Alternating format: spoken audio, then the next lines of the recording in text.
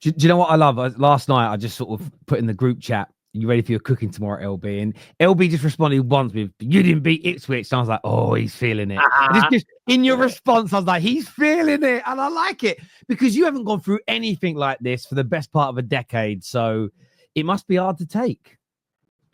Well, five losses in a row is, let's be honest, lads, that's bad. That if you look at like teams that get relegated, yeah, a lot of these teams don't lose 5 games in a row. Like they at least get the odd draw.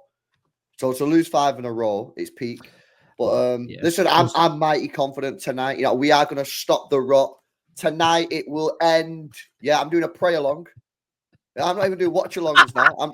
I'm doing a pray along. Yeah, that's right. Yeah, tonight we'll be doing a pray along on the channel, and yeah, hopefully we end. I'm not even asking for a win, by the way.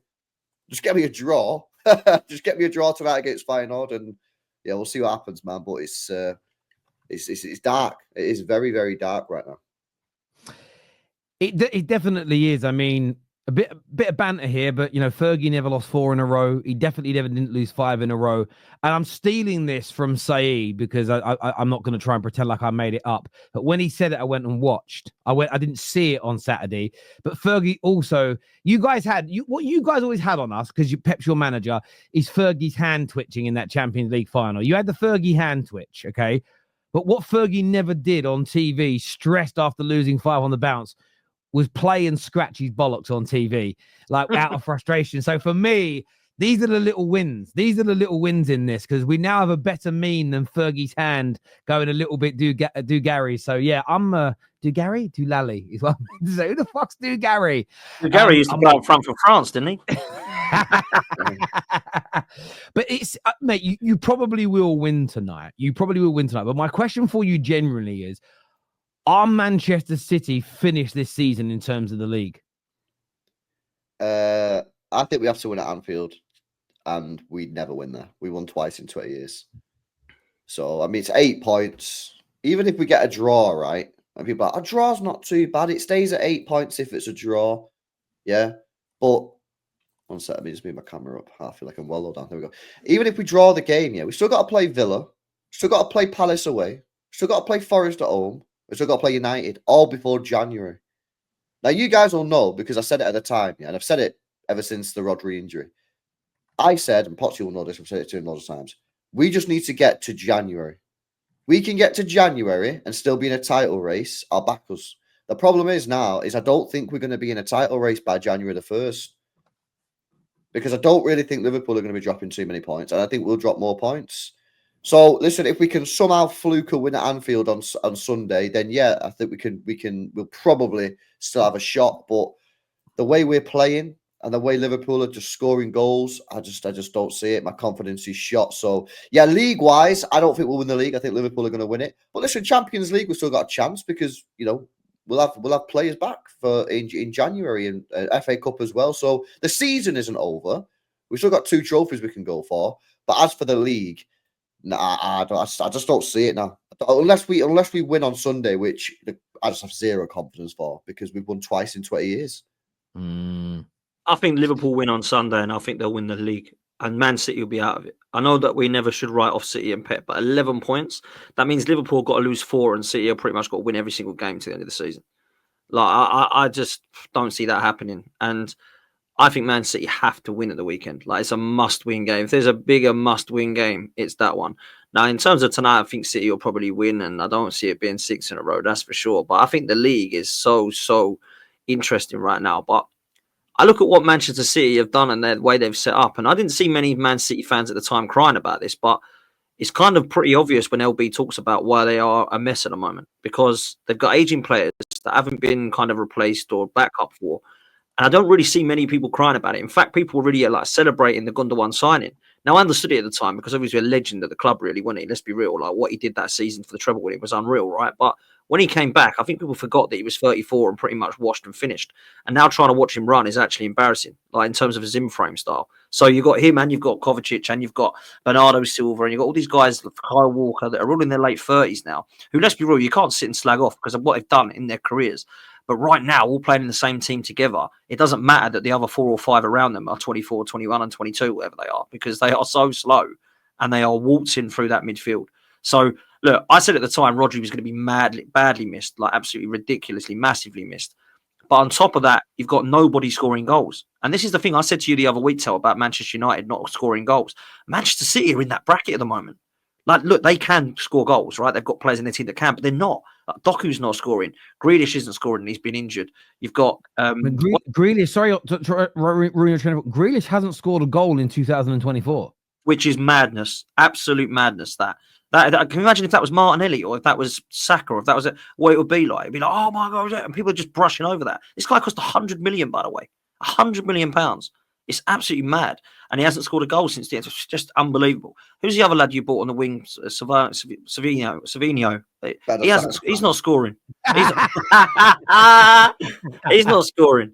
So Marcelo Nunez, he scored a couple of goals and everyone's like, right, we've got to play him on the left now after, because Doku and Grealish aren't scoring. And when Ireland don't score, Man City don't score. So I've got to ask the question, LB, are you Rodri FC? Yeah. I said it. I kind of hinted at this in the summer, and it sort of annoys me that I wasn't stronger in my feelings.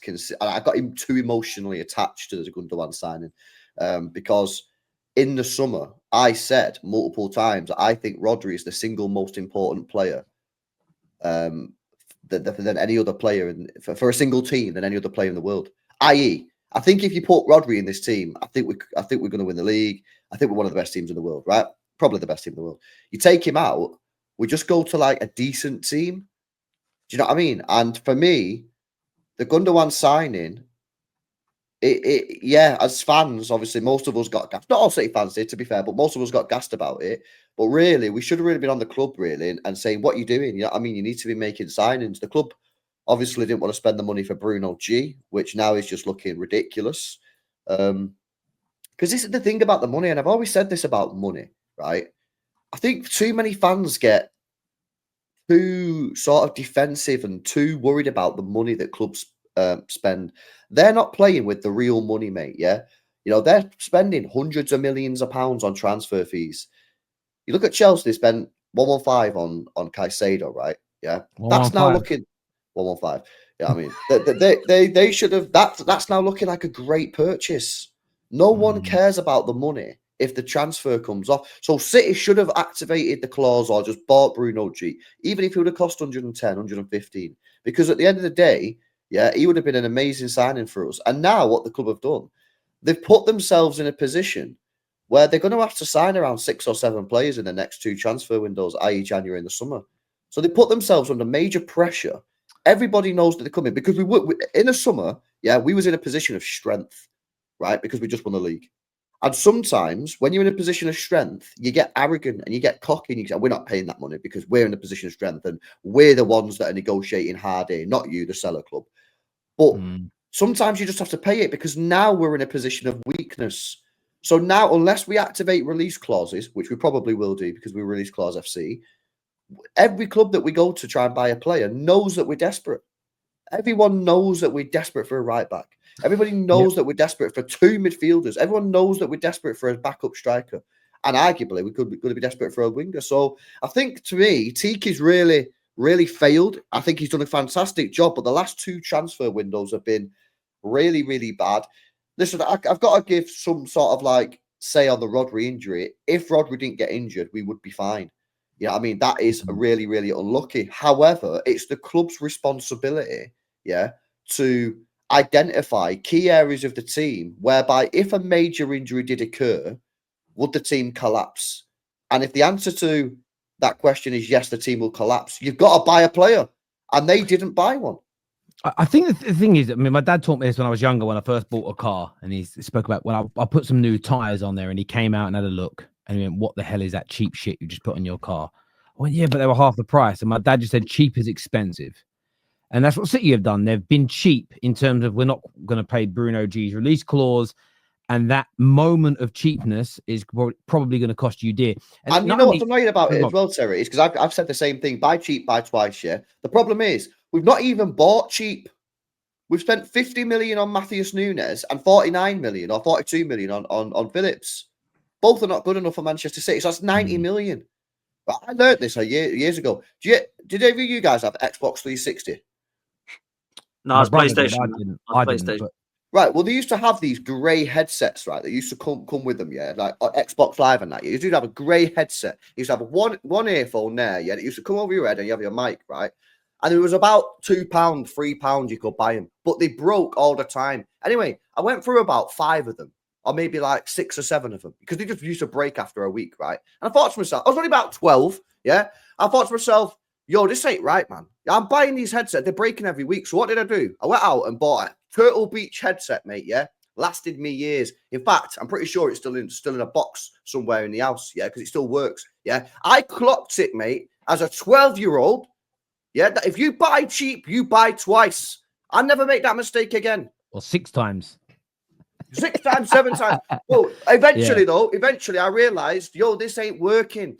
So I went out and spent the big cash, man. Got a Turtle Beach headset. Also, City need to do that now. And We need to go out and buy a Turtle Beach midfielder instead of buying these little crappy £3 Matheus Nunes, Calvin Phillips players who are not good enough. Mate, I agree. And you lot were in a position where, look, you were getting great players 5, 6, 7 years ago for 40, 50, 60 millions, but the market's changed and players are more expensive. And you were in a position 2 years ago where you could have just gone out every summer and done 80 million here, 100 million here, 80 million there, and just kept adding 1 bit of quality or 2 bits of quality every summer to this team. And you theoretically would never have been in trouble. But I think you have cut corners. Hindsight's lucrative, of course. You've cut corners with Calvin Phillips. You've cut corners with Nunes. But I also think, I don't think you are RODRI FC. Because actually, if you had attackers other than Haaland that could score and create, I don't think you'd be 8 points off of Liverpool. You'd be away from them because, of course, you miss a player of his quality.